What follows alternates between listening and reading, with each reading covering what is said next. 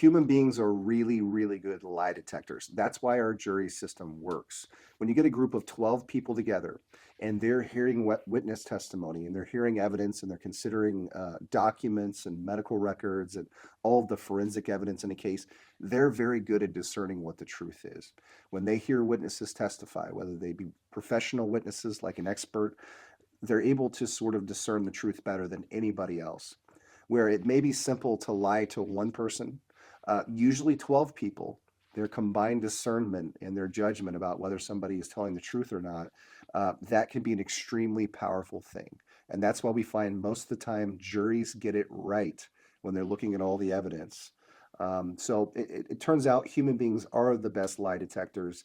And when you get a group of human beings together, it's an incredible way to come to and determine what the truth is. We're the most unique country in the world when it comes to the right to a jury trial, and that especially the right to a trial by a lay jury, by a jury of your peers from the community.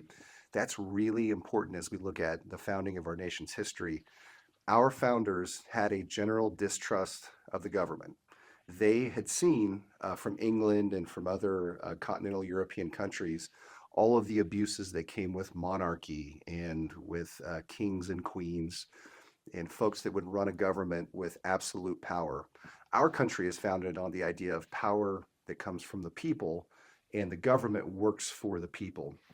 And the right to a trial by jury is an extension of that. The idea is that what 12 people know based on their life experience, based on their history, based on their differing viewpoints, and their ability to come together and compromise and come up with a decision, what those 12 people know is considered to be the conscience of the community. That's what the jury represents, is in a particular community, what is it that this community considers to be right and wrong?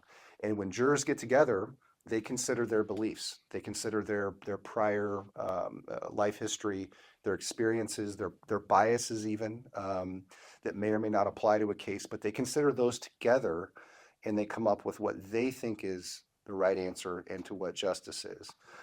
There's a huge advantage of that versus what other countries do, where one judge makes a decision, where one judge with his or her life experience and their professional experience, they may not understand the heart of a particular issue between two people. They may look at a dispute, they compare it to other cases they've had before, and for whatever reason, they're just missing kind of the human element that 11 other people that are lay people, off of the street that are coming in fresh, they have a new perspective. And the idea is they are the ones that together can represent the conscience of the community and get to the best answer. So in other countries, we see panels of judges, professional judges that make decisions, and they do it day in and day out. And the concern is when they look at fresh new cases every time, they bring in their prior experience, professional experience, their professional judgment, and they get jaded. And sometimes, they don't always see cases the way that 12 people from the community would see. They sort of get out of touch with the community, so to speak. There are other countries where jurors do play a role, but they're more professional jurors. So they've done it many, many times. And in our country, it is a civil responsibility to serve as a juror.